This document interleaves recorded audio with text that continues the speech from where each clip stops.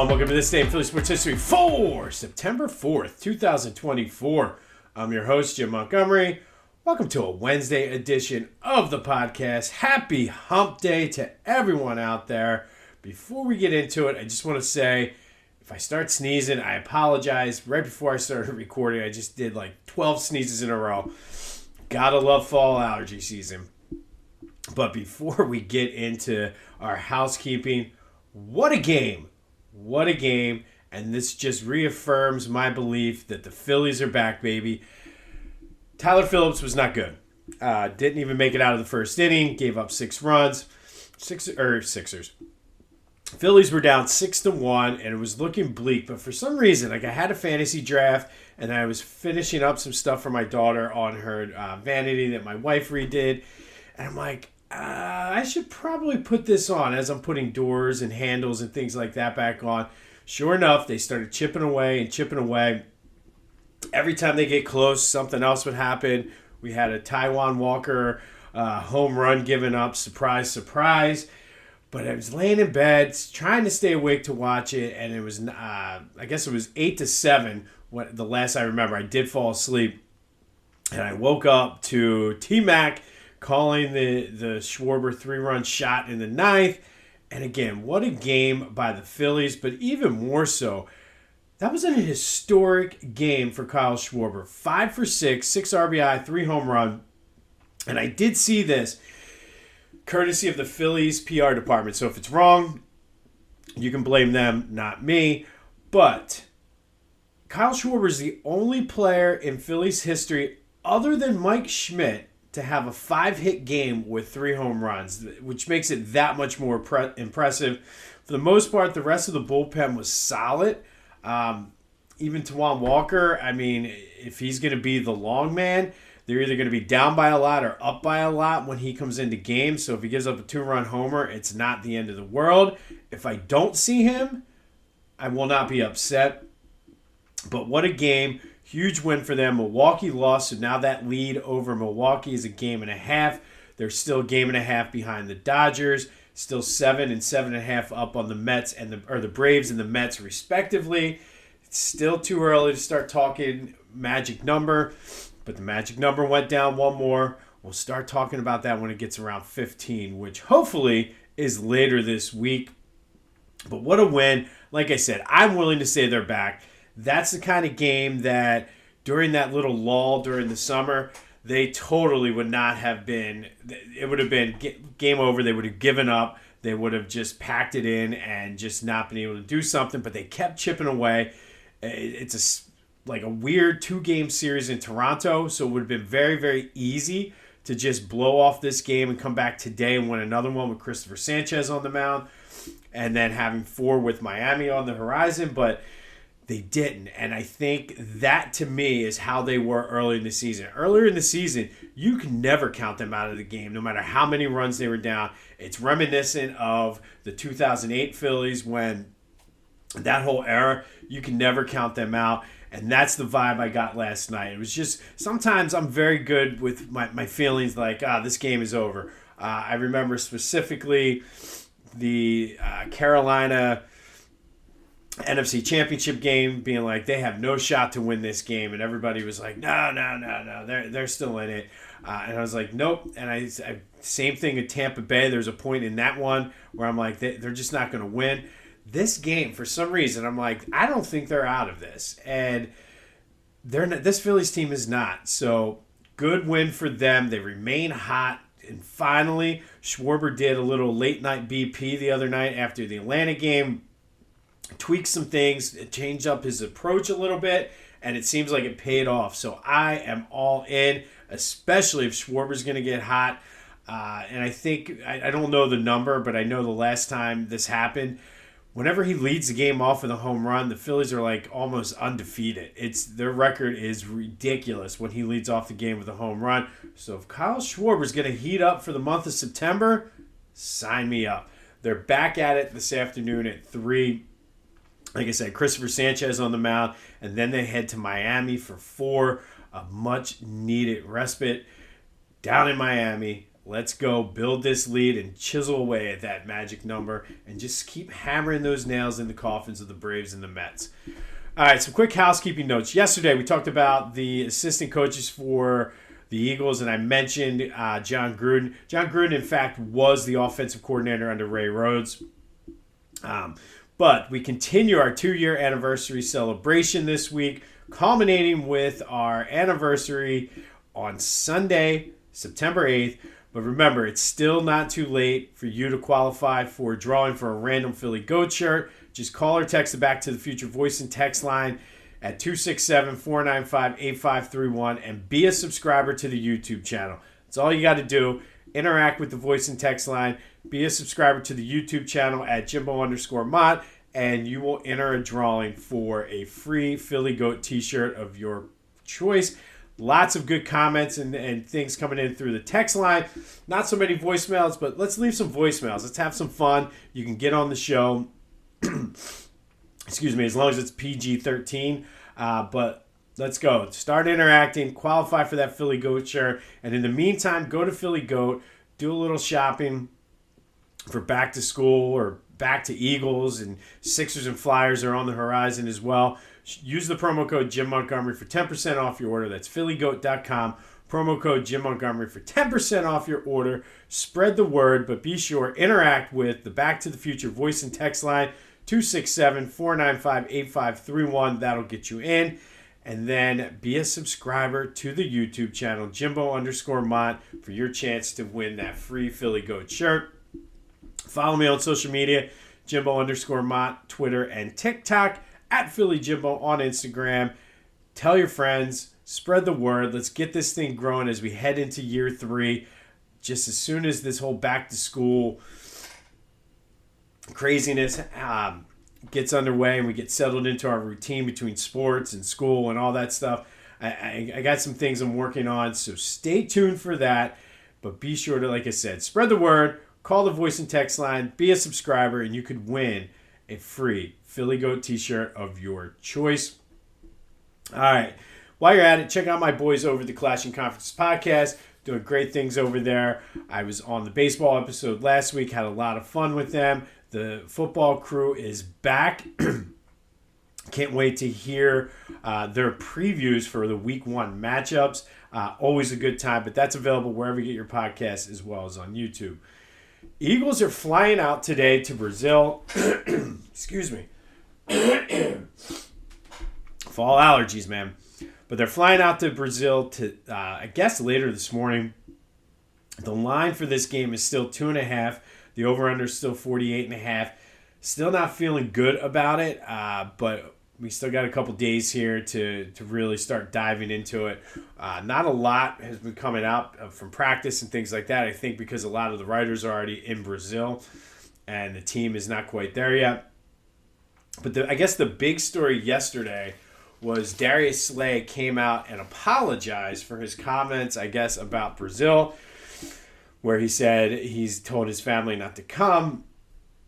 I'm not really sure why he had to apologize for this. Basically, the NFL is telling them to be safe. Multiple people have said that. This is not Slay going off of the script or anything. So for him to have to come out and apologize, it just goes to show where the NFL's priorities are. They're all about making the money, and player safety be damned. And God forbid a player was asked a question, gave an honest answer, and the NFL didn't like it because it pissed off some people in Brazil. It's ridiculous, man. I mean, we got to stop with this, because there's certain things like, instead of making him not talk about it, why don't you do something to fix up the area in Brazil or help them out? Use some of that money, Roger, and help them become more secure or whatever it could be. I mean, it's just insane. And I don't want to turn this politically, so I'm going to stop my train of thought before I say something stupid. But it's just ridiculous. Like, the man does not feel safe bringing his family to Brazil, in part based on what you've told the NFL players to not leave the hotel. Don't carry your phone outside of your pocket. Don't do this. Don't do that. Yet you're making him apologize. Like, it's, and I'm assuming the NFL. I don't know who's making him apologize. It just seems very, very strange to me that he said what he said, and all of a sudden now, I'm looking forward to going to Brazil, and I apologize if I offended anyone. You shouldn't have offended anyone. The man is trying to protect his family. Like, don't apologize for that, Darius.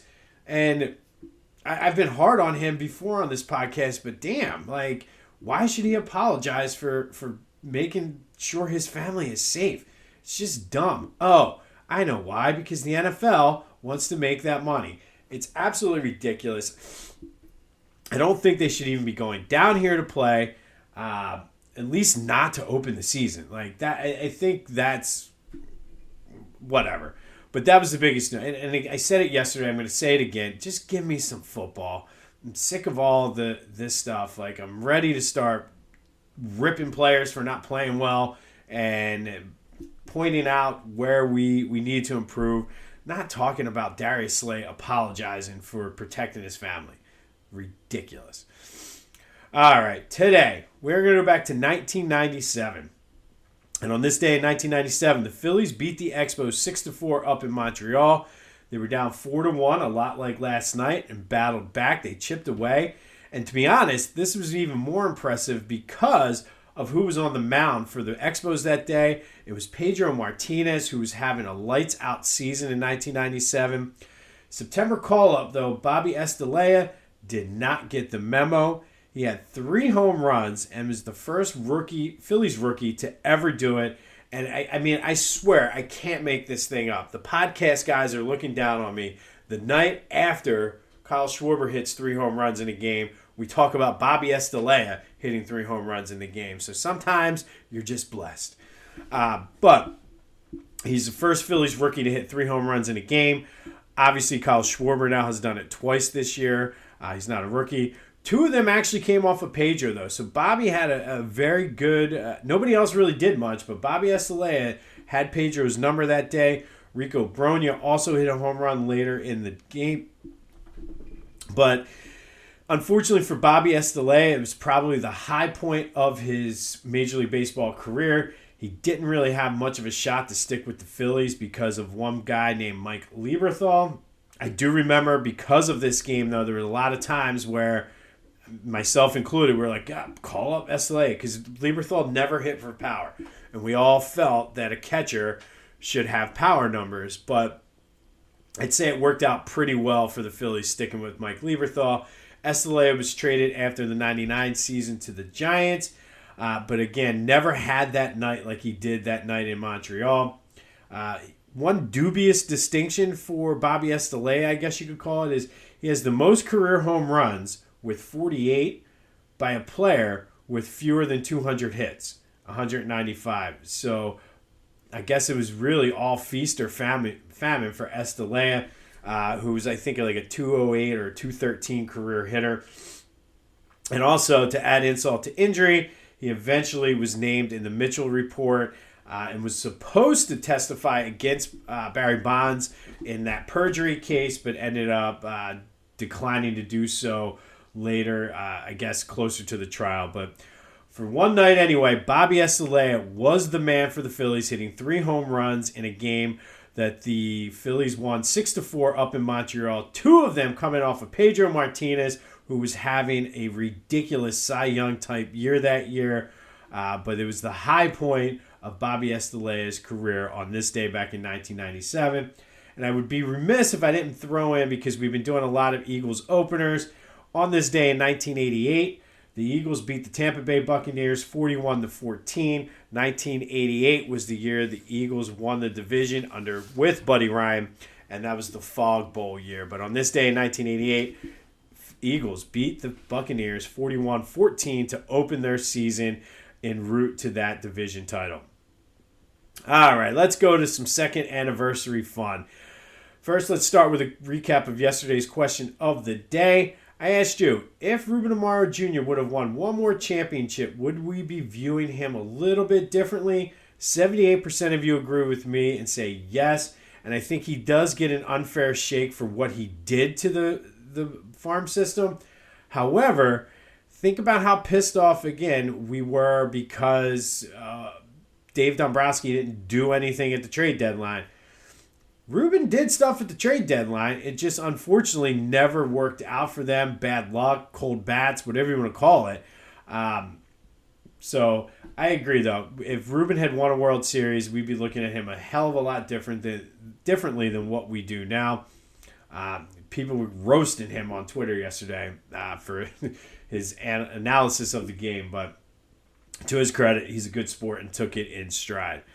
All right, today we're going to look at second-round picks in honor of the number 2, and we've had some pretty good second-round picks in this city, specifically with the Eagles. Jalen Hurts was a second-round pick, Avonte Maddox, Landon Dickerson, Cam Jurgens, Nolan Smith, Cooper DeJean, all right now are second-round picks who are expected to be major contributors to this Eagles team. But they've had some pretty good all-timers as well. Zach Ertz, Shady McCoy, Deshaun Jackson, Jeremiah Trotter, Bobby Taylor, Eric Allen, Randall Cunningham, all were second-round picks. Eric Allen should be a Hall of Famer, but he's not, unfortunately. Randall could make the case. I still think he should get in for being a person who trailblazer or revolutionizer of the game. But that's a topic for another discussion. For the Phillies, though, they got some pretty heavy hitters. I mean, you have Randy Wolf and Kevin Stocker, who were solid for their respective teams when they needed to be. But Jimmy Rollins and Scott Rowland were both second-round picks as well. For the Flyers, you got Pelle Lindbergh, who could have been great had he not tragically died in a drunk driving accident.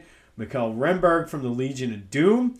And probably the best Flyer of all time, and Mr. Flyer himself, Bobby Clark, was a second-round pick. He was the number 17th pick overall.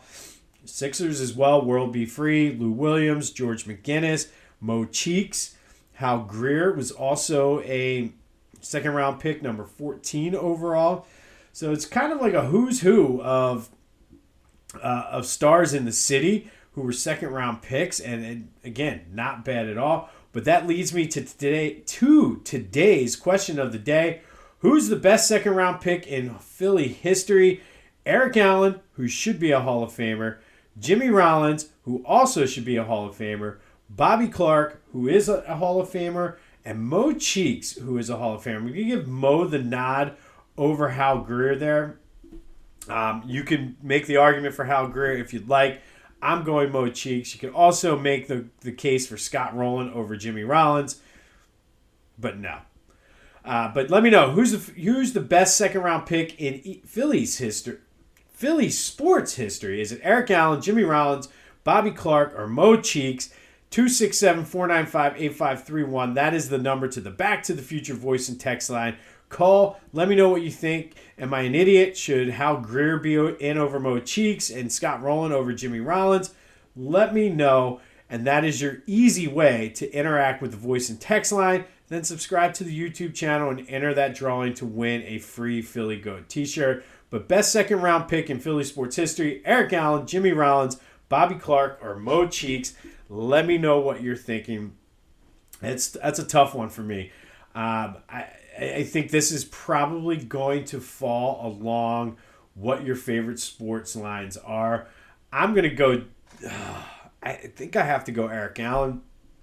And it probably is because the Eagles kind of are top. But I can make a strong case for Jimmy Rollins. But that's just me. Let me know what you think. I'm going Eric Allen is the best second-round pick in Philly sports history. And that's saying a lot considering I really wanted to go Randall Cunningham. But Eric Allen should be in the Hall of Fame. Hopefully the NFL will make that right someday. But let me know your thoughts. Enter to win the free Philly Goat t-shirt. On this day back in 1988, Eagles opened up their season with a 41-14 win over the Buccaneers. A season in which they won the National League. The NFC East for the first time in a long time, and then lost to the Bears in the Fog Bowl in the playoffs that year. But it's Bobby Estalella Day because in 1997 he hit 3 home runs against the Expos, 2 of them coming off of Pedro Martinez. It was the high point of Estalella's career. First Phillies rookie to hit 3 home runs in a game on this day in 1997. Hopefully we'll have some more football content tomorrow. Gearing up for the Chiefs-Ravens to kick off the regular season. Fantasy drafts are over. Time to do a little research for survivor pool picks. But we'll have some more tomorrow heading into the start of football season. Hopefully the Phillies can complete this little 2-game sweep over the Blue Jays. They're so back. And you just know. I just had a feeling that game was not over. But we are back. Let's go. It's beautiful. The weather is amazing. It's a good time to be alive, minus the whole fall allergy thing. This has been This Day in Philly Sports History for September 4th, 2024. My name is Jim Montgomery. Happy Hump Day. Go have yourselves a Wednesday. And until next time, I'll see you when I see you.